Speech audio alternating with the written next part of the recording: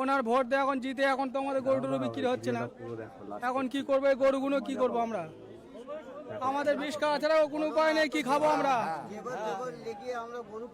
আমরা এই গরু নেই সব বিক্রি করে ওরা নেয়নি, কিনে নিয়ে নিক আমাদের কাছ থেকে। আমাদের 19টা গরু আছে।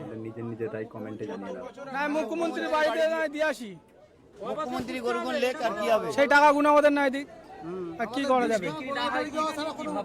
না আত্মহত্যা করতে হবে। অনেক টাকা, 7 থেকে 8 লাখ টাকা দাম, সব সুদি টাকা নেওয়া আমাদের। এগুলো আমরা কিনে পোষা হয়, পুষে তো আমরা বিক্রি করা হয় ঈদের সময়। আমরা যা টাকা মানে উপার্জন করে সেই টাকা গরু বাছুর কিনে রাখি, ঈদের সময় জানি একটু সব বিক্রি করে একটা ঠোকের টাকা পাবো। সারা মৌসুমে খেয়ে ধুয়ে যা পাবো, যা এখন থেকে সকাল থেকে একটা গরু বিক্রি হয় না, কি করবো গরু নিয়ে আমরা?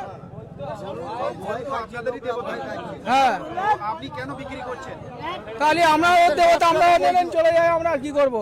এমনি নিয়ে নিন, বাড়ি দিয়ে রেখে দিন। জানেন যে কুরবানির ঈদে মুসলিমরা গরুটা কুরবানি করবে, হ্যাঁ, আপনি কেন গরু বিক্রি করছেন বা গরুর ব্যবসায়ী বা কেন?